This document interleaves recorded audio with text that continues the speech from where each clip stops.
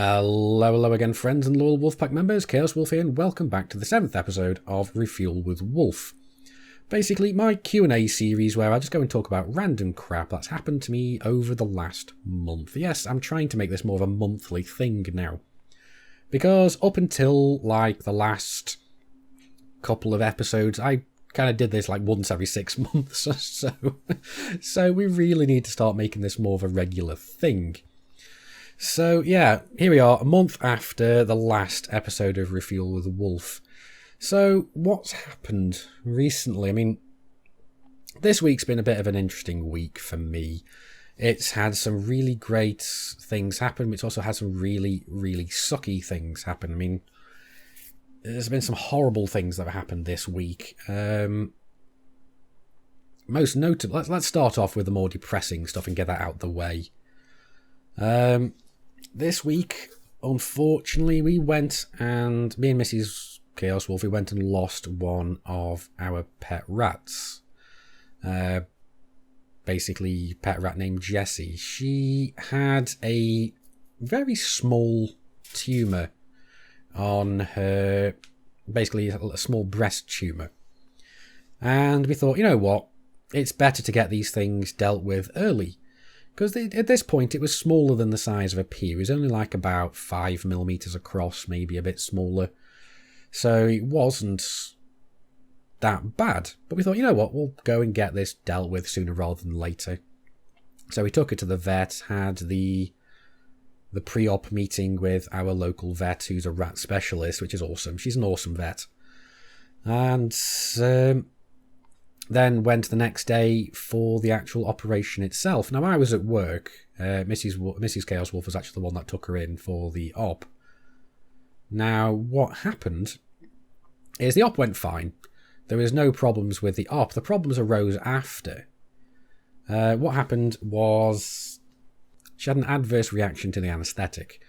She didn't wake up properly after, and so she was really groggy for a long time after. Apparently, when she was in the operation, she was having a little bit of difficulty breathing. She had oxygen basically going straight into her mouth and nose throughout the entire thing. She was just having difficulty actually breathing.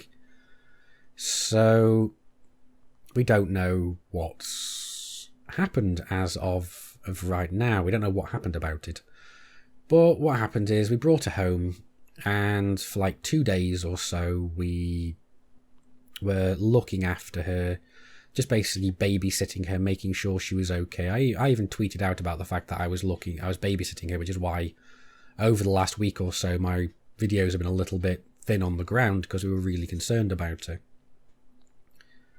And she was really strange. She'd basically sleeping constantly. She'd wake up a little bit, she'd move around like she was really groggy, like she was about 3/4 asleep or something, or half asleep. She'd have very little energy. She wouldn't eat much. She wouldn't drink much. We were trying to feed her with syringes and stuff, and get her water with a syringe into her mouth so she could actually get some fluids and some food into her. Nothing really worked, and a couple of days later she kind of just withered and passed. So that kind of sucks. We don't know exactly what happened. Our vet, she wanted to basically perform an autopsy to find out what happened, because she's never seen this kind of reaction before and this kind of thing. She says she's never seen it. It's the first time it's ever happened with her. She wants to find out what's happened. So we said, yeah, fine. I mean, it's kind of sucky for us to think about about that, but I'd rather for us to have to deal with this and not have other people potentially have to deal with it in the future. So, yeah. That's kind of the sucky part of this particular week gone. But yeah, we've got more things. There's more things that have happened. That have made the week kind of balance out. I mean, that did suck. But last night, me and the missus actually went out to the movies to go and see Doctor Strange. So that was a high point of the week. And it was really, really good. I really enjoyed that movie, actually. I don't know. I don't want to say it's not what I expected or what I expected, because I wasn't expecting anything when I went in. Because I purposefully whenever I go and see Marvel movies, because I'm a big, massive Marvel fanboy, whenever I go and see them, I will refuse to watch anything apart from the initial trailer, and that's about it. After that, I refuse to look at any promotional material. I refuse to look at any leaks or anything, just because I want to go in with very few expectations and kind of see the movie for what it is and not kind of get overhyped, because that's just absolutely terrible thing.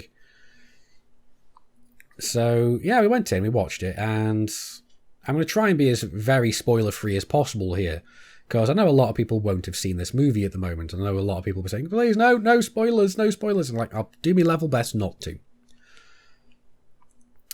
Obviously, the plot of the movie does cover Doctor Strange's origin story, which is obvious because it's the first movie. It's introducing magic to the MCU. It's introducing a new character, Doctor Strange. So it's got his origin story in there. Most people will know it by now.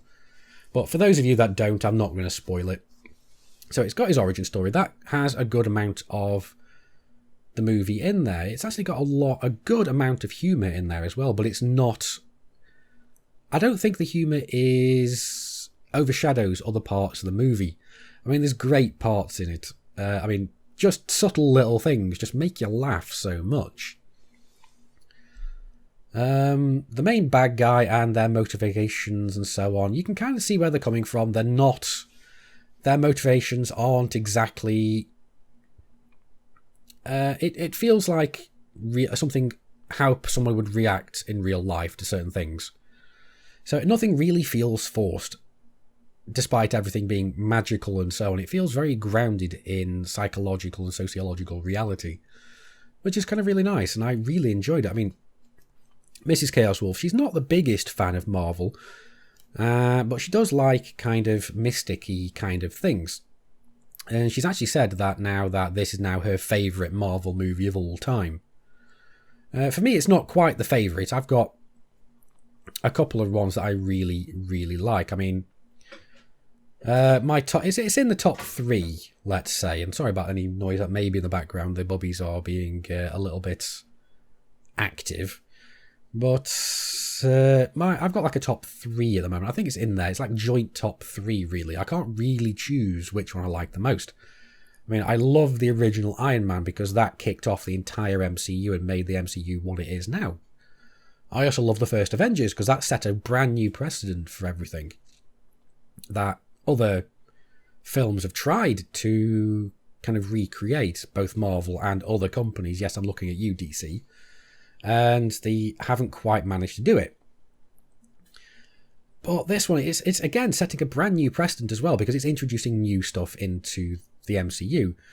Because Iron Man, the first Iron Man, was the creation of the MCU.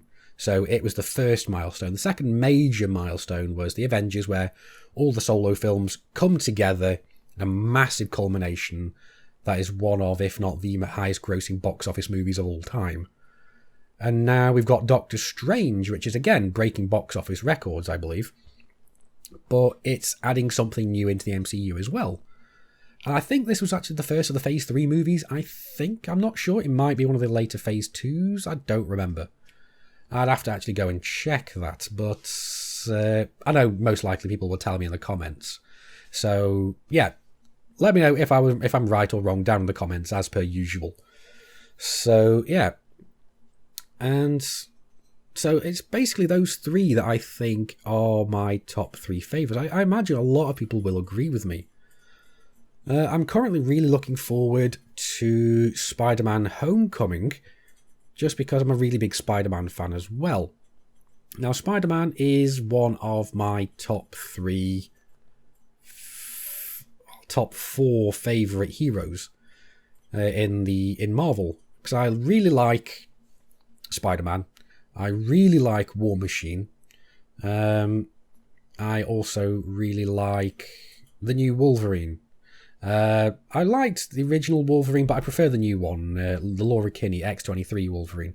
I just think she's so much more of an interesting character. And I think Logan, the original Wolverine's actually working out a lot better for me now that he's old man Logan. So he's a lot older, he's a bit more kind of jaded with the world and so on, so he doesn't trust people as much. So even more than he never did originally. But he's an old man as well, and his healing factor is not as good as it used to be. So just a lot of things that they're doing with the all-new, all-different Marvel. I mean, I really like Iron Man as well, but out of them I do prefer... I don't know, Iron Man and War Machine are kind of interchangeable for me. Because I remember what really got me heavily into Marvel was my uncle, because he loved all Marvel stuff, and he used to collect Marvel comics. Like, I'd like to say he's got like the first issue of Spider-Man, but I don't think he actually has. I think it's just like some random thought that I've got in my head that I think that he has, but he actually hasn't. So I don't know. But he's got a lot of collection of comic books in his attic, so that's kind of cool. And I remember when I was younger, he bought me a big figure of War Machine from like the 90s cartoon series of Iron Man, and I really fell in love with it because I much prefer the colour scheme of War Machine to Iron Man. Yes, I know it's not exactly a colour scheme, he's more monochrome, but that's fine, I do prefer that kind of colour scheme. But I do like Iron Man, especially since Robert Downey Jr. has kind of reinvented the character for the MCU. He was really a quintessential pick for that. I do think that's Kevin Feige, the director, I think he's like the guy that deals with, I think he's like the CEO of Marvel or something now. I can't remember his actual title, but he deals with like casting choices and stuff as well for the movies. And the way they're going with the MCU, I mean, Benedict Cumberbatch for Doctor Strange was a spot-on casting choice. Robert Downey Jr. is a perfect cast for Iron Man. Funnily enough, both these guys actually played Sherlock Holmes. I can't wait to see Avengers Infinity War where they are all together and you've got both of them together. I'm hoping they have like some kind of weird, like slightly leaning against the fourth wall kind of comment between them, like saying that like one of them says something to the other, like Cumberbatch says to Downey Jr.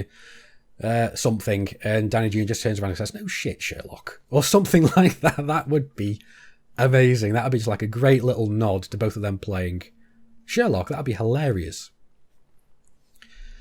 And yeah, that was great. And yeah, we had a great time at the movies. We sat down, waited for both of the post-credit scenes in Doctor Strange. So yes, just so you're aware, if you haven't seen it yet, it does have two post-credit scenes.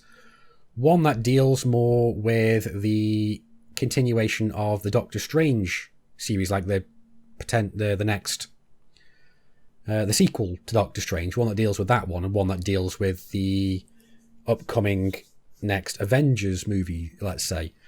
So I think that's how it goes at the moment. You've got the two different post-credit scenes that they have now. They've got one that deals with the series going forward that you're actually dealing with, and one that deals with their inclusion in the MCU as a whole. Now, I loved this movie, and a lot of it was really, really great. I think at some parts they do kind of hit you kind of over the head quite heavily with certain future plot points for Avengers Infinity War and so on. But it's not very often that they do this. It's very, very minor.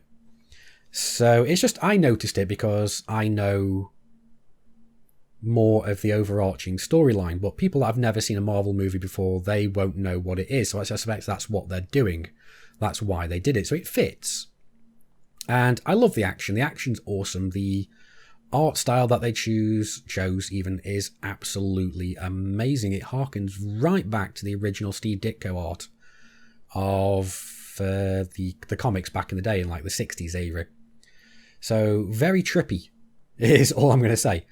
Because apparently that's one of the reasons why Doctor Strange became very popular back in the day. Is the art. It was very trippy art that was kind of reminiscent of the art that, like hippie kind of art, like drug-addled art, like lots of kind of kaleidoscopy kind of imagery, fractal kind of imagery, just absolutely, it's a lot of it happens here. It's really awesome. There's some amazing scenes, visually and everything, and it introduces you to the Marvel multiverse in a way. Now, this shouldn't be a bit of a spoiler, but it's maybe perhaps a minor one, but I'm pretty sure it's been stated previously. But it doesn't go very deep into it. It basically just mentions that it's there, kind of thing. So it's opening up a massive, massive doorway for expansion down the future. And I'm wondering whether or not the MCU down the road after Infinity War is almost going to be going into all new, all different Marvel. I'm kind of hoping that it does, because I'm really enjoying a lot of all new, all different Marvel. I mean, at the moment, they're kind of doing their Civil War 2 storyline, and I'm following that quite avidly. I'm following the new Wolverine, the all new, all different Wolverine, so the X23 Wolverine. I'm following Old Man Logan, although that's not technically tying in at the moment. I'm also following Spider-Man, the main title, and the one specifically tying into the Civil War, and the Civil War title itself. Now, I think that's all I'm actually following, although I have just recently started reading the new Thor the Unworthy as well, just because this particular week I had nothing to read, and that was because none of the comics that I actually follow came out this last week. So I just picked that one up because it was something extra to read, and it was kind of interesting as well. So that's really kind of awesome. Now, I know I've been sitting here spending a lot of time talking about Marvel, their comics and their movies and so on, but it's something I've wanted to talk about on this channel for a while, and I never really knew how well received it would be. So I suppose I'm kind of testing the waters, so to speak, in an episode of Refuel with Wulff. So let me know whether or not you'd be interested in hearing more about kind of like Marvel comics and so on. I mean, I have dabbled a little bit in DC comics, but it's mainly through the DC Rebirth, just because I wanted to see how they were going with it. I read a little bit of Titans Rebirth, I read a little bit of Superman Rebirth, and I think that was about it. I think that's about all I read. Because I'm not exactly the biggest fan of DC. Now, before all the DC fanboys and girls get up in arms and go, "How dare you not be a big fan of DC?" I'll explain why. I like to have my heroes be relatable, and that's basically all that Marvel's about, is having relatable heroes. DC, not so much. Their heroes are not supposed to be relatable. Like Superman, you cannot relate to him. He is supposed to be unrelatable. He's supposed to be this like godly being that you can't relate to, but he is just stupidly powerful and people like him for that. That's fine. It's just not my cup of tea. I mean, Batman, he's a little bit more relatable, but he's got so many issues, like mental issues, with like what the aftermath of his parents being killed and so on, that he's just not quite as relatable. I do find that the Marvel heroes are a lot more human, and I find that a lot more fascinating. I mean, I do like DC. I mean, I'm not a big fan of the comics. I do like a lot of their animated stuff. I mean, I really do like series like Young Justice. I loved that series, and I'm really hoping that it does come back for their third season. Because apparently there are things going on at the moment where potentially there may be a third season in the works. Because it got cancelled by Cartoon Network because of some bullcrap reasons. But apparently it may be being taken up by Netflix at the moment. So I'm assuming if it's only in the US at the moment. So if you're in America or anywhere that gets that version of Netflix, you can actually go and watch Young Justice seasons 1 and 2. And basically guess, because the more views that they get, the more likely that they're going to have a third season of Young Justice. So if you're interested in it and you want to have a third season, go watch it. Tell everybody, all your friends, to watch it, because I want to see a season 3. The problem is I can't, because I'm in Europe. or technically pseudo-Europe. I'm in Norway, it's a pseudo-European country. And here we don't have the same Netflix as you have over there, all due to licensing rights, which I think is absolute balls. Because I want to be able to watch certain things like Young Justice and so on. I've searched for it, but I get other things in there. Like there's like Batman v Robin, some other series in there like The Flash and so on. I don't think it's quite got to season 2 yet on there of the Flash series, again, which I watch as well. Flash and Arrow, I watch both of those. I tried watching Legends of the Future or whatever it was called, Legends of Tomorrow. I couldn't watch it. It was just too goofy. I liked The Flash. I liked the Arrow, and I'm liking the way season 3 appears to be going for The Flash, going into what was the series called again? Flashpoint. That was it. Where Flash actually creates the new 52, or they think he does, and then it's now been revealed that technically he didn't. Somebody else did. I'm not going to spoil that, although technically it's probably fairly well known at the moment, but I'm not going to go into it. If you want to find out, go and look it up yourself. It's really interesting, and a lot of DC fans were just not expecting it.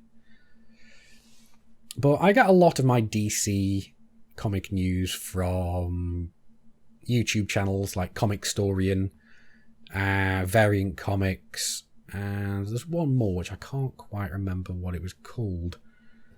And that was it, Comic Misconceptions. That is the other one that is really, really good and that I follow.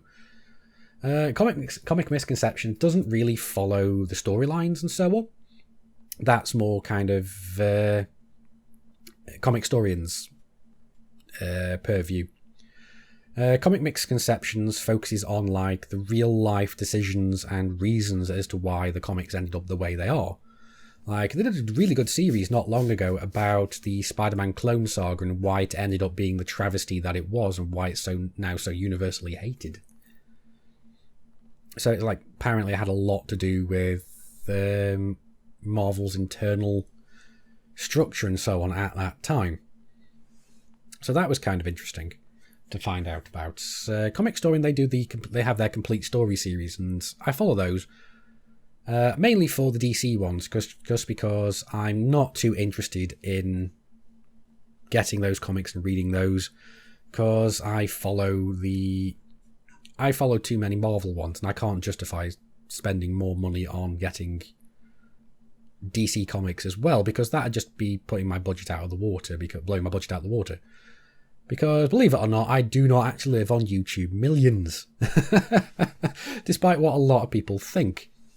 Because at the moment, YouTube's in a bit of an awkward position where there's such a massive kind of ad block thing going on at the moment. Ad block is so rampant that it's very hard to make any type of money from YouTube. Because so many people have ad block, it blocks all the ads from the beginning of videos, so you just don't get the ad revenue. So, yeah, the thing is, I'm making about the same as I was about 10,000 subscribers ago. So I'm twice as big as I was. So I've become twice as big, but I'm making about the same amount. So it's a following trend. So the bigger I get, the less I'm making as well. So it's kind of neither here nor there. Now, there are ways around this. I could potentially go and get an external sponsor, which is something I'm kind of looking into doing, but I'm not looking into it too heavily, really, because I'm anxious about it, really. But I really want to be able to one day make YouTube my sole source of income, because then I can focus more heavily on this, because at the moment I'm doing 2 jobs. Technically, I've got my main day job, which is sometimes up to 10 to 12 hours a day, which is really heavy duty, and then I come home and I want to make content for you guys, which I really enjoy doing. So technically this is a hobby that's I'm getting paid to do. But I don't get much for it. I get paid almost nothing for the amount of effort that I put in. So I really want to be able to do that. So it's either I have an external sponsor, or those people that are so inclined, what you can do is you can actually go into your what is it, your ad block, that was it, and you can actually go and whitelist whichever channels that you want to specifically support. So if you wanted to, I mean, you don't have to, it's completely up to you whether you want to deal with the ads or not. I mean, to me, they don't bother me because I know how hard it is to make money on YouTube for content creators and how hard it is for content creators to kind of make it so where they can be professionals at it. So I've got the entire of YouTube whitelisted. But what you can do is you can go in there and you can whitelist the specific channels that you want to be whitelisted. I don't know exactly how you do it. I think what you do is you go to the channel main page. I think you can right click it.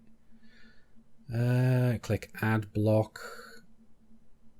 I'm not quite sure how it works actually, but there is a way of adding whitelisted things to here. No, that's not how you do it. So there we go. You just left click it. That's it. You left click it, and you can go enable enable or stop ad block, disable ad block on this specific page. And I'm pretty sure you can do that where, if you like, have it done to a specific channel. I'm pretty sure all the videos from that channel are then non-ad blocked. So that would really help me out and be able to make it so I could potentially make YouTube my main source of income on a full-time job, technically. Which is what I'd love to do, because I love making videos for you guys, and I would like to do it where I don't need to focus on other things as well. So, yeah, we'll have to wait and see if that's even possible. But like I said, it's either some of you guys whitelist my channel, or I go and get external sponsors, because then I don't need to worry about that. But the problem is with external sponsors is you're going to be getting ads anyway, because I'm going to have to basically record my own ads and hard edit them into the video, so you technically can't skip them. So you've got a choice. Either we have short ads, which I'm doing myself in videos, or you're going to have the skippable ads for me. Either way, let me know down in the comments what you think about either of those options. What would you prefer to do? I'm thinking of perhaps even just putting up a straw poll or something in the future about it. I might even do a dedicated video towards this. Just because I want to make this channel more of a viable living for me, because at the moment it's just not. At the moment it barely kind of covers my expenses for the channel, because I'm buying ship kits, I'm buying paint jobs and stuff for my series to make them more interesting, and to actually go and review said ship kits. So there's always that, there's the future expansions and so on. And if we do make it so that I can have more of an income from YouTube, I'm more than happy to go and do more giveaways on my channel. We're going to have one very soon as well. I'm not sure it's already been out yet, or I am going to be putting it out after this video. I'm not quite sure yet on how I'm going to be having it. So it might already be out, which is going to be my very late 20,000 subscriber giveaway. Because at the moment, as I'm looking at YouTube, I am currently sitting on 21,640 subscribers. So it's a little bit late, because first of all, it took me a while to actually go and organise all the prizes. So we've got prizes to give away. We've got more stuff incoming, but that's going to be for a different giveaway itself. That's going to be an own dedicated giveaway. But we've got some of the Monster Tech HOTAS mounts to give away. We've got one set of those. We've got a couple of copies of Planet Base, and we've got some of the paint job kits for Elite Dangerous. So that's awesome. We've got some of the community packs. I can't remember exactly which one it is. I'm going to have to go and check back over the emails that I got from Zach and find out what we've actually got. And then I'll make the video. I'll record it later after this video. After I finish doing the video on the audio for this one, and then we'll record that one and we'll put that live. So whether it goes out early, before or after this episode of Refuel with Wulff, I'm not quite sure yet. So just keep your eyes peeled for it, or if you haven't or if it's already been out, go and check it out. The way we'll be doing that is you're going to go to a website, you'll go and enter a prize draw, and the names will be randomly picked by the website's random number generator. So that's what we're going to go and do. Because I do prefer doing it that way, because it's just so much easier. Now, bear in mind, for the giveaways, or if each of the giveaways, you are going to be having to put in some kind of personal data. For the Monstertech mounts, you're obviously going to have to put your postal address in there so that Monstertech can actually go and ship those out to you. Now, I'm not going to be doing anything with your information. I'm literally just going to be forwarding it on to the specific companies that are dealing with the products that you may win. So Monstertech, they'll get your name and your postal address so that they can actually send out the plates to the mounts to you. And you're also going to have to fill in which HOTAS you're going to be having it for. Now, this giveaway does actually include the throttle and the stick plates, so you don't need to worry, you do get both. The other two, though, they're mainly just going to be dealing with either commander names or email addresses that you're using for specific accounts, or just an email, at least for the paint job one. But for the planet-based giveaway, you're literally just going to have your an email address so I can email you the codes, because I've already got the codes ready to give away to unlock the game on Steam. I just need to know who to email it to. So yeah, that's what we can do. So yeah, that's basically what's going to happen, and I think we're going to go and leave this episode fairly soon. I think there's a couple of things I really want to go and point out. I mean, somebody's asking me in my last episode of Zero to Hero that we need more Zero to Hero episodes. And yes, we do. We do. I need to start making a few more of them, and we did have them for quite a while. The only issue is that the beta came out, so everything else kind of got pushed on the back burner at that point. I mean, I was supposed to be doing a collaboration with another YouTuber called Da Games, even. And the problem was so it's just Da Games, not Daz, it's Da Games. I actually had all his audio and everything. The problem was I got very busy in real life and with the beta service, so that got pushed onto the back burner, and now the topic of which we were actually going to do a video on is now not very relevant. So it is possible to go and tweak what we have already. So it's basically just cut out a third of the content, and it's perfectly fine. Because the video was supposed to be comparing Elite Dangerous, Star Citizen, and No Man's Sky. Because at that point there was a lot of controversy with No Man's Sky, but now No Man's Sky is dead, it's no longer relevant. So we may just cut out the No Man's Sky section of it and just make it basically Elite versus Star Citizen. Especially since there's been a lot more news been brought out about Star Marine, and I'll be honest, it does look very exciting, and I'm really looking forward to being able to give it a try myself. But just as things stand with my current rig, that's just not possible, because the last time I tried, the game's just so horribly optimized, or unoptimized, I should say, that it plays like really badly on my computer. Speaking of which, actually, the Indiegogo fundraising thing came to an end today as I am currently recording this, and we ended up at 104% of our goal. So we went over by 4%, so that is awesome. So that's amazing, and again, you can probably hear the bubbies screaming in the background. But, because what's happening is one of them is getting groomed, and they don't like getting groomed for some reason. But yeah, so now we're going to be having the ability to upgrade my rig, and it's awesome, and I'm really looking forward to it. But yeah, so that's going to be another video all by itself, and a lot of people are saying that the new ship kits, I think they're too expensive. Well, that's up to you. Whether you think they're expensive or not is really your decision. I think they're fine. I'm in love with Elite Dangerous. I'm happy to support Frontier because they've made a game that I think is amazing. So yeah, and I've been recording a lot more videos recently. I mean, this week I'm actually working evenings, so I've got the days to myself at home where I can get recording done, and I don't have to feel guilty that I feel like I'm neglecting Mrs. Chaos Wulff. So that's great. So hopefully over the next week or so, I'm going to get a bunch more videos out. I'm hoping today to get about 4 or 5 at least recorded, perhaps not edited, but at least recorded, so I can work on them over the next week. But yeah, I think that's basically it for this video. I do hope you've enjoyed it. Put any comments down in the comment section. Ask any questions you want down there, and I'll get to them next episode. So, like I said, at the moment, I'm planning to have this about once a month. If it becomes really popular, I may make it like once a week, similar to how the Mighty Jingles does his Mingles with Jingles. It really depends.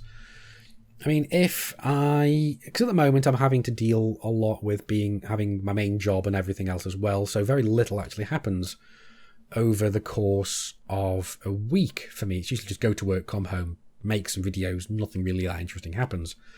But if it does ever end up being that I am able to do YouTube full time, then obviously I'll be moving it up to a weekly thing, because then things will just happen so much more easily then.